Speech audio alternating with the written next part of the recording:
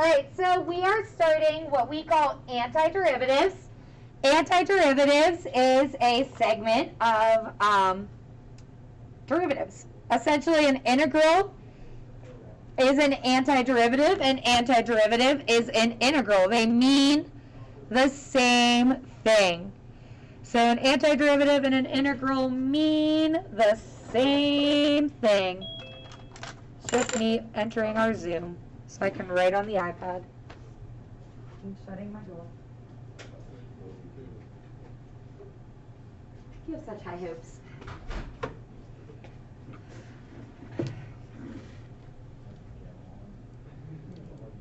All right, so in general, we have antiderivatives, and an antiderivative, we're going to talk about this more later, but the general definition is f of x plus c. We're not at the plus c point because that's for indefinite. We are going to focus today on definites. So the definition, I feel like I'm on my wrong slide. Give me 1 second. Because I know we start with zeros and orders. That might be... Yeah, that's what I said. We should start with a purple PowerPoint. There it is. I knew it was purple.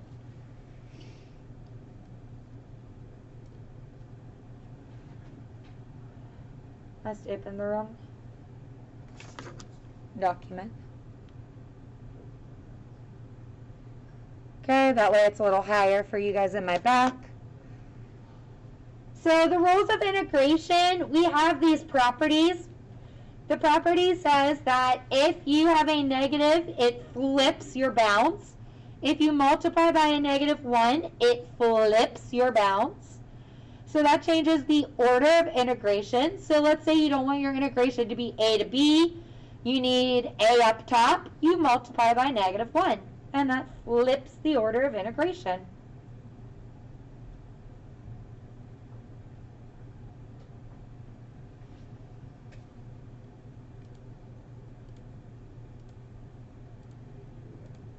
I'm going back. I just wasn't sharing my screen on Zoom. I had to fix my Zoom.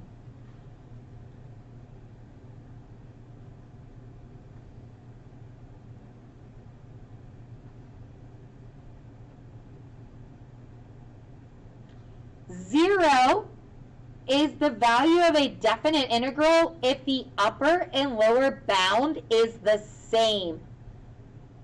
If the upper and lower bound is the same, then the integration value is 0. Think about it. That's a rectangle of width 0. A to B represents the width of the area of the rectangles you're summing.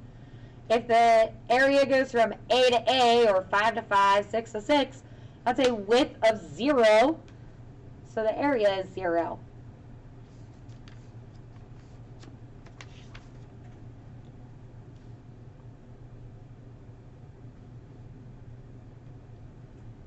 Just like with a limit, if you have a constant inside your integral, you can bring it out to make the numbers easier. So just like as an integral, you can bring it out.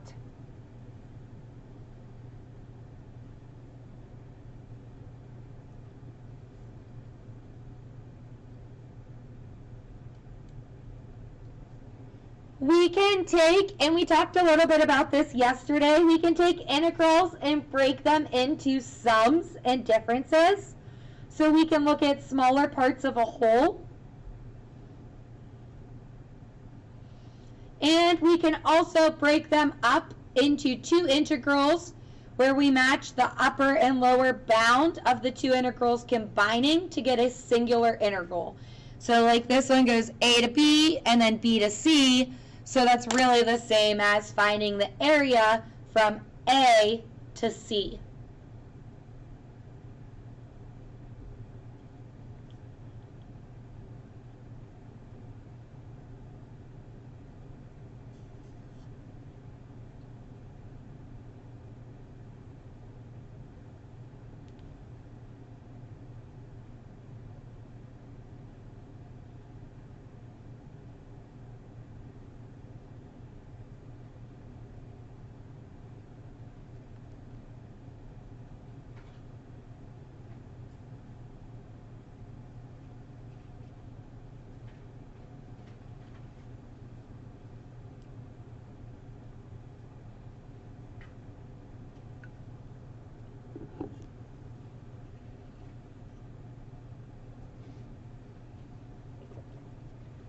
Okay? Oh, there you start copying.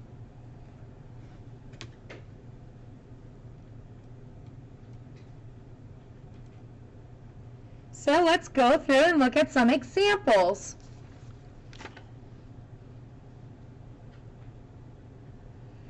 We have the integral of 2 to 6 of f of x plus g of x. So we're looking at the integral from 2 to 6 of f of x plus g of x.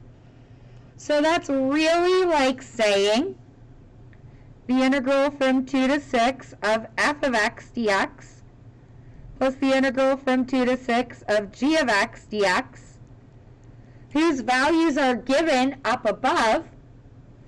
So f of x is equal to 10, g of x is equal to negative 2, therefore this is equal to 8.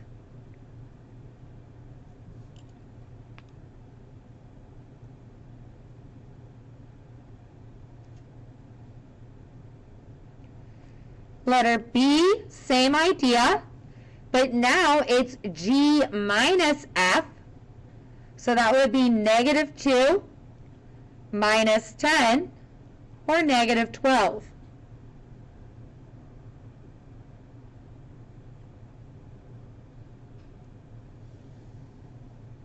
In C, that 3 is what we call a constant of integration. So you can think of it as being factored in front of the integral, giving me 3 times the integral of 2 to 6 of f of x dx, which is given to me as 10. So you can think of it as 3 times 10, or 30.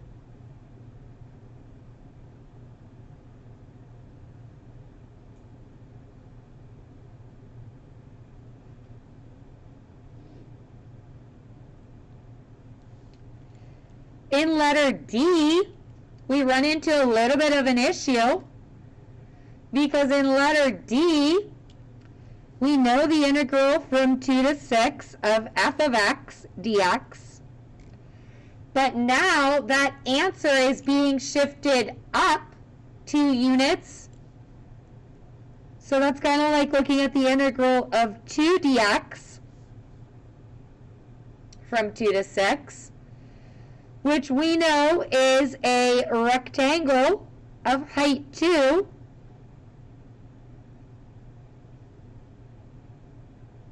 and base 4. So this is a geometric equation. So, what, honey? Because the difference from 6 to 2 is 4. You're okay. So that makes it a rectangle of area 8. So by shifting the f of x graph up 2 units, we're adding 8 units of area below it, making the total area or value of the integral 18.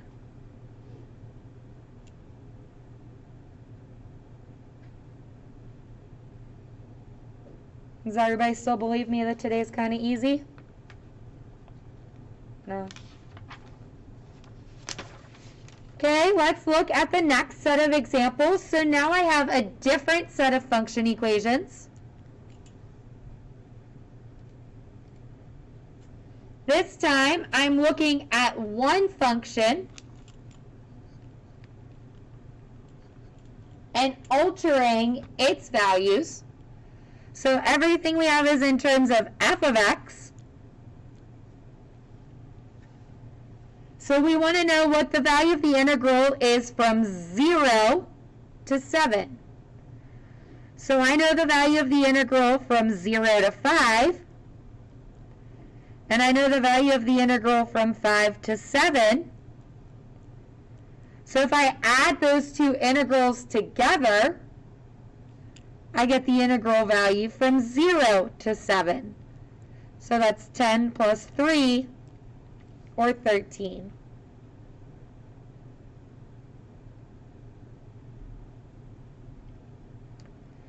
In B, we kind of have a wonky integral because it goes from 5 to 0. So we don't read our integrals from right to left. We typically read them from left to right. So that's the same as taking the negative of that integral. So you can flip the bounds back to normalcy. And the integral from 5 to 0 is really like negative the integral from 0 to 5,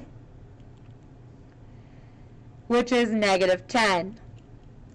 So reading the area backwards made the value negative. In C, our upper and lower bound are the same. So since it's the integral from 5 to 5, it's 0.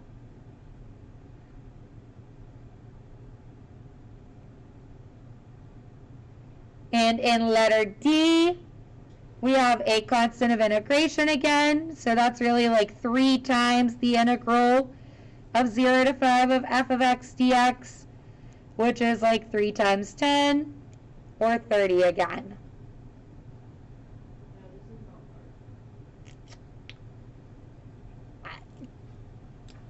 That's what I said. Like, I like this stuff. I think it's kind of just, it's getting to know integrals and how they mean.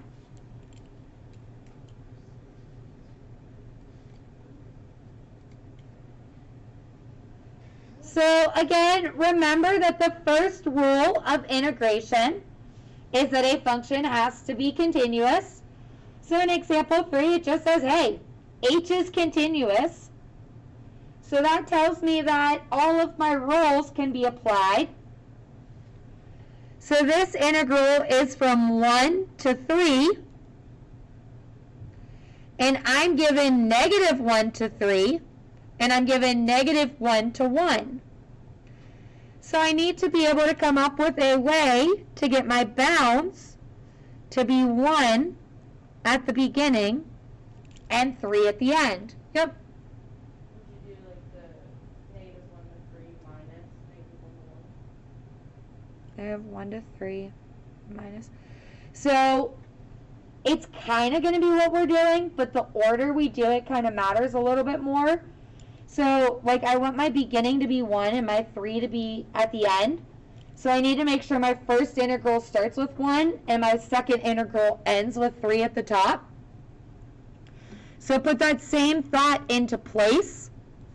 And I need the middle bounds to match. So I'm going to actually take the first integral, which is negative 1 to 1, and multiply it by negative 1.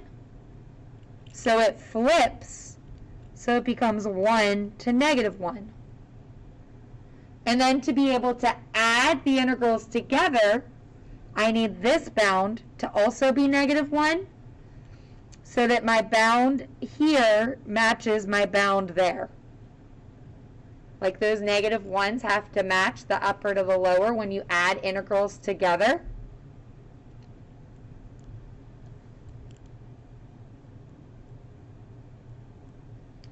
So what you suggested would actually give me my same answer. You just want to make sure you start and end with the right numbers, so your upper and lower limit end with the right numbers. So negative, that first one is like negative 0 plus 6.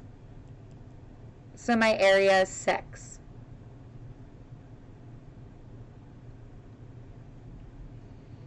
And for b, actually b might be almost what you wanted. This is negative the integral from 1 to 3. Well, if you take away your negative, it makes the integral 1 to 3, which we just found, which is also 6. So it's kind of like taking a negative of a negative, making it back to a positive, making it 6.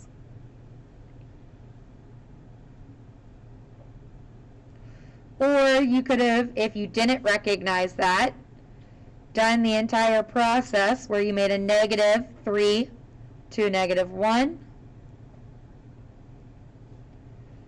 plus negative 1 to positive 1, and still seen that you ended up with that same answer set.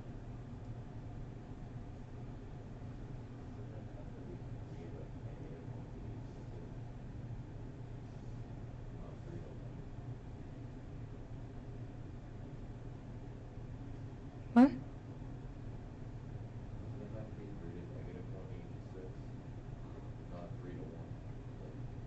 But the value from -1 to 1 is 0. So when I add that back in, it keeps it as a 6. If the value from -1 to 1 was something other than 0, then yes, your answer would be different.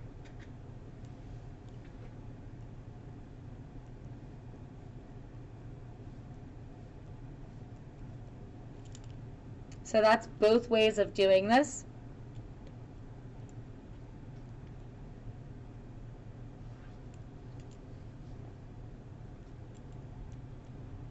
Oh man, I just saved that accidentally. So the last thing that we're going to look at today is the antiderivative or the power rule of antiderivatives. So the definition of an antiderivative is that we can essentially take an integral from a to b of f of x dx and find its antiderivative, which is capital F of x, and rewrite it as capital F of b minus capital F of a, where capital F of x represents the antiderivative, aka f prime of capital F of x would equal lowercase f of x.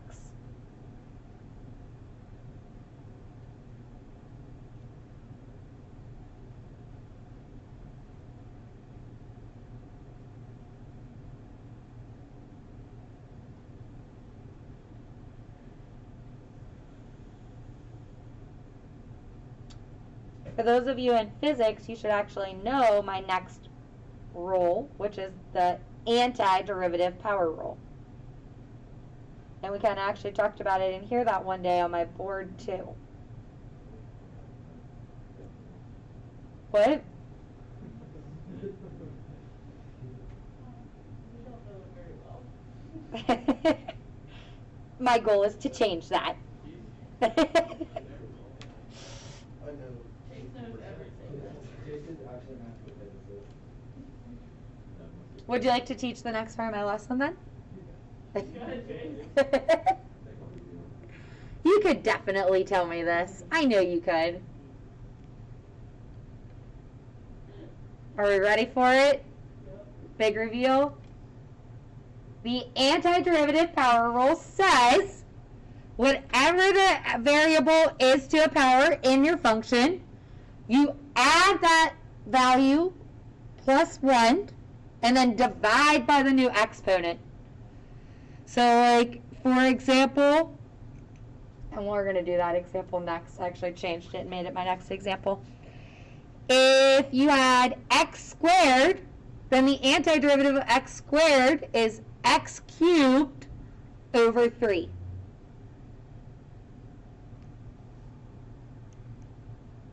So again, if f of x equals x squared, then capital F of x would be x squared plus 1 over 2 plus 1, or x cubed over 3. That is the reverse power rule of antiderivatives. We, just like in physics, start with definite antiderivatives. A definite antiderivative gives you the exact area under the curve. A definite antiderivative is going to give us the exact area. When we look at indefinite, we're going to get generalized areas. So we're going to just look at a couple of these where it's the definite area under our curve. So number 1, the antiderivative of 2x is I don't know what just happened, is equal to 2. That's like x to the 1. So you add 1 to it, making it x squared over my new exponent, evaluating from 2 to 1. So 2 divided by 2 is 1. Now, this is where the finding the value comes into play. It's upper minus the lower. So I'm going to take my upper value and plug it in to x squared. So it's 2 squared minus 1 squared. So I take my values and I plug them in so that I get 4 minus 1, which is 3. I'll just switch it to the iPad here.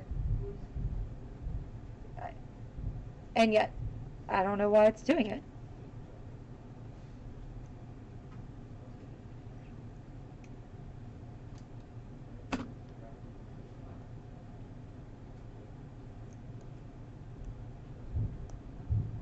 Okay. Well, you can just have the iPad. Antiderivative of a polynomial function doesn't change my rule. It's 3 x to the 6 over 6. A constant is the derivative of a linear. So you add a variable back to that. So it would be minus x. And then once again, we're evaluating from 0 to negative 1. So we're going to then plug in my upper minus my lower. So when you plug in your upper, you get 0 minus 0. Yes, you can. And then it's minus, so this is where you got to be careful. It's f of 0 minus f of negative 1. That negative distributes to both parts. So it's 1/2 negative 1 to the 6th minus a negative 1. But that negative on the outside has to distribute to both parts on the inside. So anything to a positive power becomes positive. So it's negative 1/2. A negative times a negative gave a positive 1, but distributing in that negative takes it back to a negative 1. So I get negative 1.5. Oh, darn. My negative didn't write. There we go. Can you just find f of 0 and then f of negative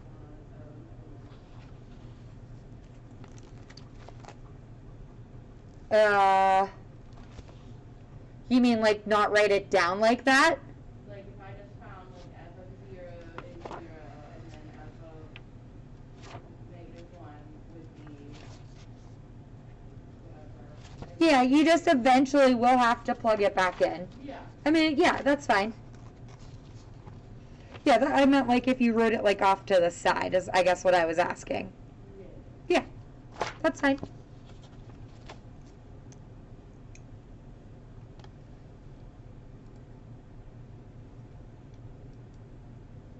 Okay.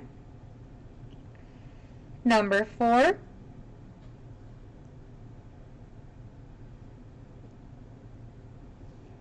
So that's like 1/2 r. So you would add a power, so you get r squared.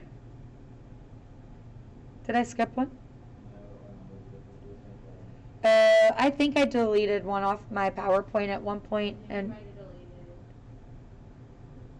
no, like our numbers match. I probably at some point eliminated a problem in my slideshow, like I didn't like it.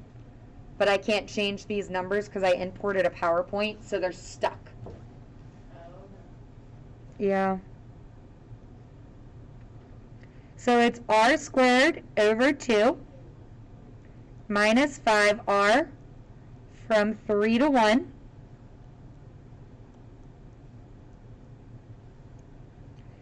So you get 1/4 r squared minus 5r from 3 to 1. So you do f of 3, which is 1/4 3 squared minus 5 times 3 minus f of 1, which is 1/4 1 squared minus 5 times 1. So 3 squared is 9, so you get 9/4 minus 15. 1 squared is 1 minus 1/4. Distribute your negatives, so you get plus 5. 9/4 minus 1/4 is really nice because it gives you 8/4. 8/4 is really 2, so we can kind of change that to a 2. So then 2 minus 15 plus 5 is like 2 minus 10,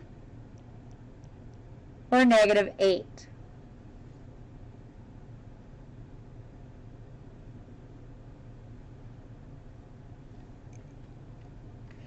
When you get a fraction, rewrite that as a power to a negative.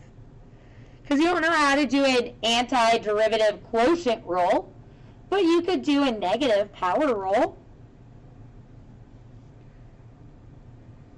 So once you take the antiderivative, you get rid of the integration symbol. So we add 1 to our exponent, so that's x to the negative 1, divided by our new exponent, evaluated from 2 to 1. So that's really like negative 1 over 2 minus negative 1 over 1, because this is really like negative 1 over x. So it's f of 2 minus f of 1. So you get negative 1/2 plus 1, which is a positive 1/2.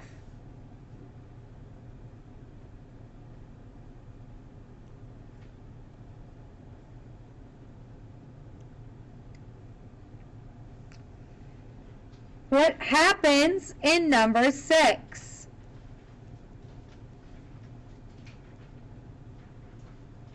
Or 5, sorry. If I bring it up as a negative exponent, that becomes x to the negative 1 plus 1, which is x to the 0 over 0. Can we divide by 0 in math? No. Oh no. That's not 0 over 0. What's x to the 0? Yeah, it's 1 over 0. Which is an indeterminate form, which tells me that I made some sort of mistake. Does anybody remember? Think about our derivatives or antiderivatives. Remember, this represents the derivative of the function before it. What function had a derivative of 1 over x? Yeah, someone said it. Maddie, maybe? ln of x. The antiderivative of 1 over x is ln of x.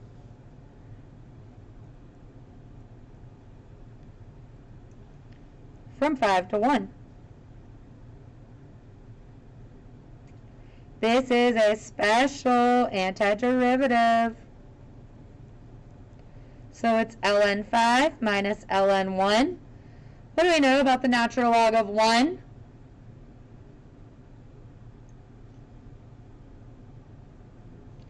Zero. So this is really ln 5.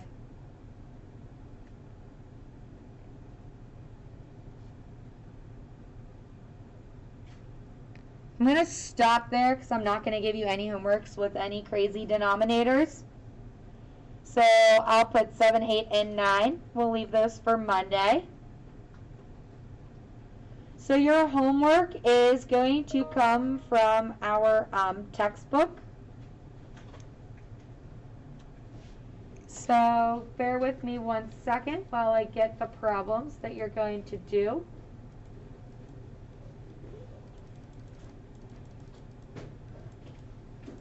Because I made some adjustments. It's going to be on page 290.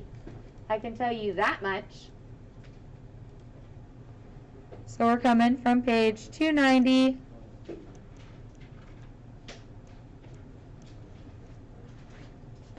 You know for sure 1 through 5.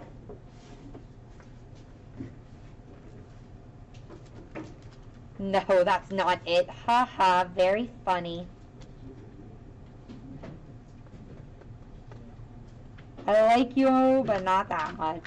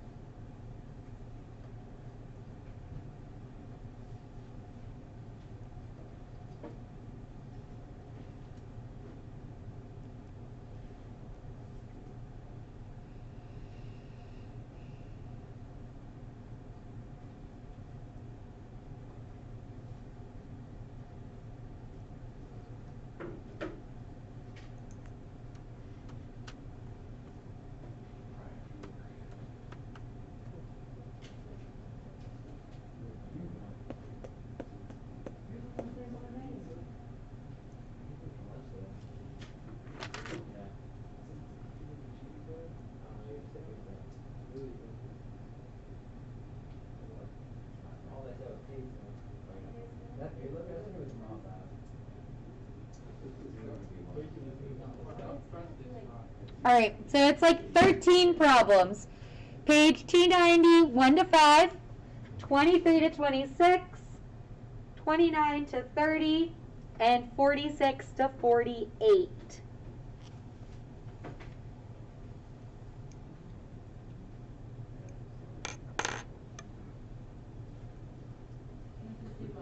Yes. So I believe there's an upload spot for it already on Fusion, but I'm going to go check out that now and make sure it's there.